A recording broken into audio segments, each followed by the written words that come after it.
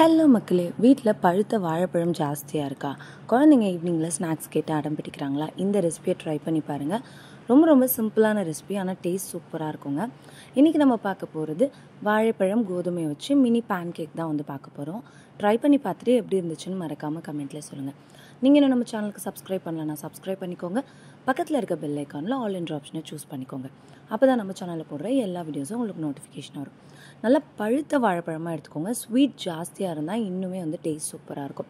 வாழைப்பழத்தை கட் பண்ணி ஒரு மிக்சர் ஜாரில் வந்து சேர்த்துக்கிறேன். இதை மிக்சர் ஜாரில் மட்டும் கிடையாது, நீங்கள் கையில் மசிச்சுட்டு கூட சேர்த்துக்கலாம். நல்லா ஒரு கரண்டி வச்சு நல்லா மசிச்சுட்டு கூட சேர்த்துக்கலாம். இது கூட ஸ்வீட்டுக்காக வெல்லம் வந்து சேர்த்துக்க போகிறோம். வெல்லம் இல்லைன்னா நாட்டு சர்க்கரை வந்து சேர்த்துக்கோங்க. 1 கப் வந்து இப்போ வெல்லம் வந்து சேர்த்துருக்கேன். வெல்லம் வந்து கொஞ்சம் கம்மியாகவே சேர்த்துக்கலாம். ஏன்னா வாழைப்பழம் நல்லா ஸ்வீட்டாக இருந்துச்சுன்னா உங்களுக்கு வெல்லம் வந்து ஜாஸ்தியாக சேர்க்கணுன்ற அவசியம் கிடையாது. பத்தலைன்னா அப்புறம் கூட சேர்த்துக்கலாம். இப்போ நான் சொல்கிற மெஷர்மெண்ட்டில் சேர்த்துக்கோங்க. 1 கப் ஓட்ஸ் வந்து சேர்த்துக்கோங்க. 2 பங்கு கோதுமை மாவு சேர்த்துக்கணும். மைதாலையும் இதை வந்து செய்யலாம், ஆனால் கோதுமை மாவில் செய்கிறப்ப ஹெல்தியஸ்ட் வெர்ஷனாக இருக்குன்றதுனால கோதுமை மாவு சேர்த்துருக்கேன். இது கூடவே 2 ஏலக்காய் சேர்த்துருக்கேன். ஏலக்காய் பவுடராக இருந்தாலும் நீங்கள் 1 ஸ்பூன் ஏலக்காய் பவுடர் வந்து சேர்த்துக்கலாம். சேர்த்துட்டு ஃபஸ்ட்டு ஒரு தடவை இந்த மாதிரி அரைச்சிக்கோங்க. எல்லாமே அரைஞ்சதுக்கப்புறமா பால் வந்து சேர்த்துக்க போகிறோம். காய்ச்சி ஆற வச்ச பால் வந்து நான் சேர்த்துருக்கேன். கொஞ்சம் கொஞ்சமாக பால் வந்து சேர்த்துக்கோங்க. 1 கப் வரைக்கும் பால் வந்து உங்களுக்கு இதுக்கு தேவைப்படும். மாவு ரொம்ப தண்ணியாகவும் இருக்கக்கூடாது, ரொம்ப கெட்டியாகவும் இருக்கக்கூடாது. தோசை மாவு பதத்துக்கு கலந்து வச்சுக்கோங்க. இனிப்பு கரெக்டாக இருக்கான்னு இந்த ஸ்டேஜில் வந்து செக் பண்ணிவிட்டு ஒரே ஒரு சிட்டிகை உப்பு சேர்த்து நல்லா கலந்துக்கோங்க. இனிப்பு பத்தலைன்னா இப்போ வந்து வெல்லம் வந்து சேர்த்துக்கோங்க.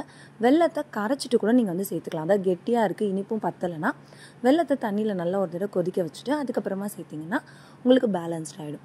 ஒரு தோசைக்கல்லில் வெண்ணெய் இல்லைன்னா நெய் வந்து தடவிட்டு குட்டி குட்டியாக வந்து தோசைகளாக வந்து செஞ்சுட்டு 2 பக்கமே வேக வச்சு எடுத்துக்கலாம். இன்னொரு ஆப்ஷன் நீங்கள் இதை எப்படி செய்யலாம்னா, குழிப்பணியார கல் இருக்குது இல்லைங்களா, அதில் நெய் விட்டுட்டு அதுக்கப்புறமா குழிப்பணியாரமாக செஞ்சால் கூட ரொம்பவே டேஸ்டியாக வரும். இதை நல்லா டீப் ஃப்ரை கூட பண்ணுவாங்க, எண்ணெயில் இல்லைன்னா நெய்யில். அதை விட குழிப்பணியார கல்லில் செஞ்சிங்கன்னா எண்ணெயும் கம்மியாக இருக்கும், டேஸ்ட்டுமே வந்து உங்களுக்கு சூப்பராக இருக்கும். குட்டி குட்டி பேன் கேக்ஸாக ஊற்றி குழந்தைங்கிட்ட கொடுத்தீங்கன்னா விரும்பி சாப்பிட்டுடுவாங்க. மேலே கார்னிஷிங்காக நான் கருப்பு எள்ளு வந்து சேர்த்துருக்கேன். எள்ளு வேண்டான்னு நினச்சிங்கன்னா தேங்காயை துருவிட்டு மேலே வந்து சேர்த்துக்கலாம்.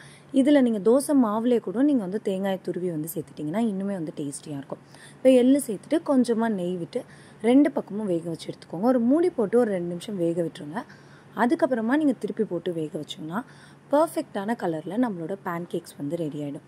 நான் சொன்ன மாதிரி குழி பணியாரத்துலையுமே இதை வந்து ட்ரை பண்ணி பாருங்கள். மாவு ரொம்ப சாஃப்டாக இருக்குன்றதுனால கொஞ்சம் பார்த்து நீங்கள் வந்து திருப்பி போட்டுக்கணும். வெந்துருச்சான்னு பார்த்துட்டு நீங்கள் வந்து திருப்பி போட்டுக்கோங்க. 2 பக்கமே நல்லா இந்த மாதிரி கலர் வந்த உடனேவே நீங்கள் வந்து ஸ்டவ்வை ஆஃப் பண்ணிடலாம். நம்ம வெல்லம் சேர்த்துருக்கிறதுனால கொஞ்சம் ப்ரௌனிஷ் கலர் ஜாஸ்தியாகவே வந்து தெரியும். இறக்குறதுக்கப்புறமா ஒரு ஸ்பூன் நிறையா வந்து தேன் விட்டு உங்கள் குழந்தைங்கிட்ட கொடுத்தீங்கன்னா விரும்பி சாப்பிட்டுடுவாங்க. கண்டிப்பாக ட்ரை பண்ணி பாருங்கள். தேங்க்யூ.